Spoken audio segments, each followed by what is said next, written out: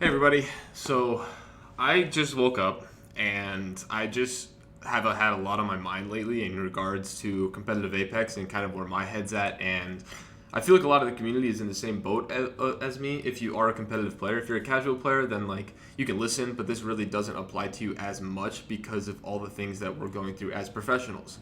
And as professionals, being a professional gamer, you know the goal is to get signed to an organization. The goal is to then work your ass off to be a pivotal part of that organization, as well as making these tournaments your livelihood. And competing is stressful.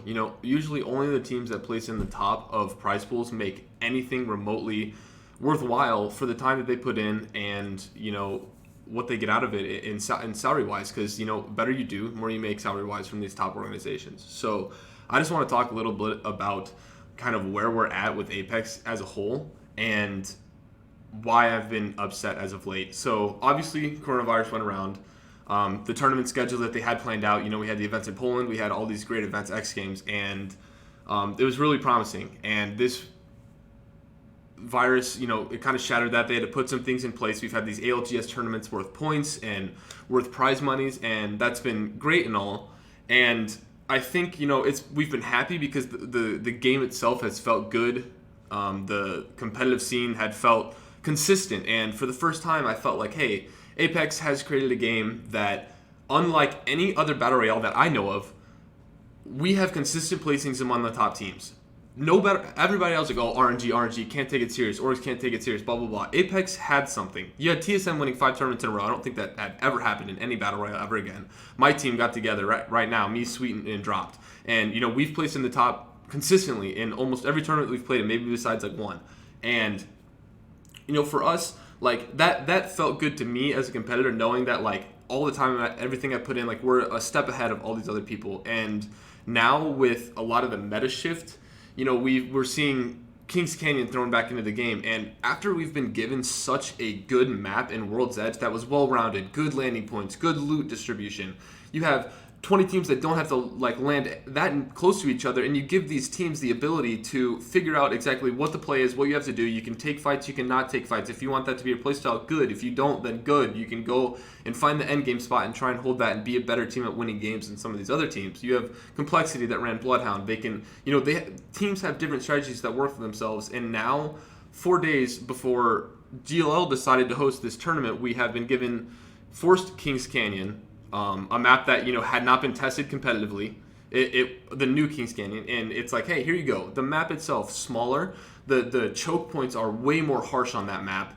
You have areas that, like, if you land Gauntlet, you have airbase and water treatment all next to each other. Like, all this stuff is so compact. Salvage is now thrown in the mix. Like, you have these landing spots that are so right next to each other, and then you add Revenant with this ult that basically forces fights that never would have happened before to happen. And it's just, the game has now become, if you get a zone early, maybe you can bunker up, but at the same time you might get aped by a Revenant, or you just have this chaotic format of competition that has created the randomness that was not there before, that I feel like a battle royale should try and avoid.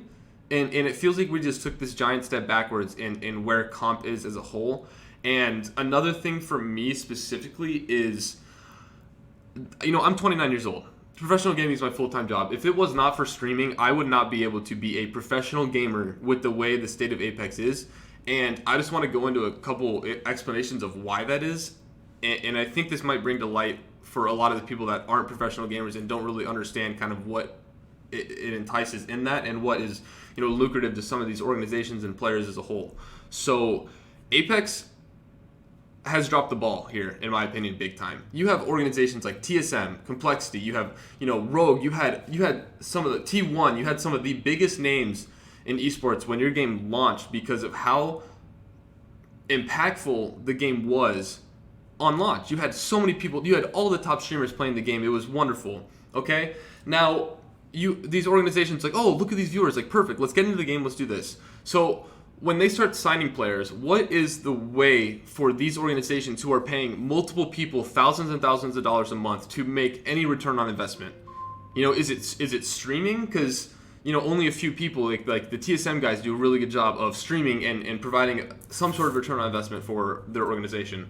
But then you have, other organizations, like for my team, for example, like Drop just started streaming, and Sweet just started, he hasn't streamed, but he used to stream in the past. I stream consistently, but, there's no like real return for Rogue, as I'm also not signed to that organization myself.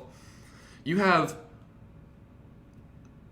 an amazing game, and you have decided not to help these organizations out, in my opinion, at all, as well as the players, because they work together. Okay, you have this skins. I'm just going to use this as a base example. So, in my opinion, it is not difficult to get your art team to put together, talk to these organizations, say, hey, we'd love to have your skins in our game. You have a large fan base. We have a platform that we can help sell these skins.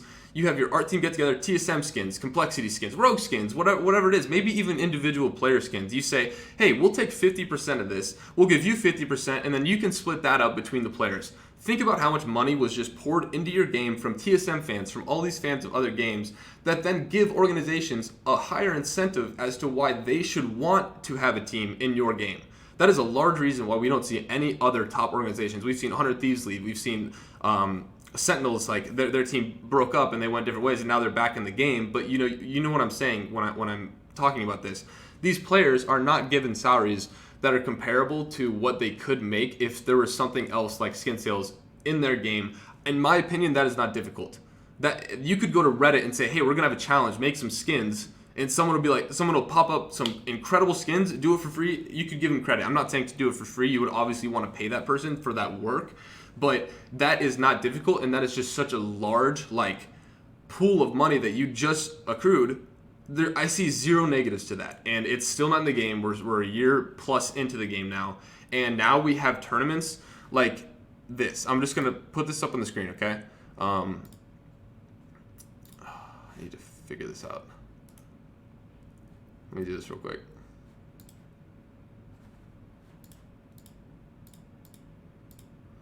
So, GLL, for example, okay, and this is another thing for the state of competitive Apex, and they put this tournament together where it's a $100,000 prize pool. Oh wow, that was like, oh cool, another way to make money. So I look at this and I think, okay, we have $15,000 for first place in America. Cool, we have all these other regions. Okay, you're getting everyone involved. That's great. So what we really have to do here is look at all the work that we have to put in, okay? So we have round of 320, round of 60. We actually did not have to play this round because there were not enough teams signed up. Round of 160, this was 6 games on Saturday, June 27th. We had the TSM tournament on the 28th, which is, great. They put that together. Another round of 80 and a round of 40. So that right there is 18 games. 18 games over those days. And then you go into what it says all of here. We have league days as well. So this is to qualify for the league days. So 32 teams, I believe, qualify for the league days, and then other regions come in from, I'm talking about 32 teams from North America. We have league days on the 2nd, the 9th, the 16th, the 23rd, and the 30th for the last days, which league days consist of 6 matches per day. So right here, we have 1, 2, 3, 4, 5. So we have 30 games total right here. Another 18 right here. Would have been 24 if we had a team. So we're at 48 games right now. And August 1st and 2nd, we have 16 games played over the course of that weekend, okay? So we're now up to 64 games. Each game, on example, with downtime, takes around 35 to 40 minutes. So you look at that time per game, and now we get to the prize pool, where only the top 8 get paid out, okay? So we have teams who made it to the finals, dedicated an entire month plus some to get to the finals, where only 8 teams get paid out. $900 for 8th place. So $900 for 8th place total for the whole team, divided by 64 we said, is $14 a day. Or it's $14 a game throughout that entirety, okay? If we did it per day, it's like 34 days, so it would be 900 divided by 34-ish? $26 a day to compete in this league and give up my entire month to get 8th place, which is the last place in money, okay? First place, now, okay, you have 15,000. Actually, wait. I did 900. I have to split that 3 ways. I split that 3 ways. So it'd be 900 divided by 34, which is $26 per day, divided by 3. I'm making $8.08, $8.08 a day. That's a slap in the face to me. As a professional player, that is outrageous that you're asking me to give up that much of my time to compete in this league where I'm not getting paid to play in this. Like in multiple other games, you know, I know this is not Respawn, dude, this is GLL on their own, but this is like ludicrous. This is almost like abusing the fact that we are pro players, and then adding ALGS points onto that is almost forcing our hands and saying we don't compete in this, and then we're screwing ourselves for the future. If this was not ALGS point related, I would not be competing in this. I would be streaming, because I, as a streamer, do not really get like people who watch me for tournaments, you know, I'm not able to interact with my stream. I'm not able to be the streamer that people know me as. And I think that is a huge issue because you don't get that kind of support. I'm not able to interact. Like, you can't like relate to people. And right now with the scene of Apex, I'm not really enjoying the game as much. And these prize pools distribution is a total slap in the face, in my opinion, to the work that us as players have to put in, the stress of trying to compete and trying to do well, knowing that the only way this is worth it is if we were to get a first place finish.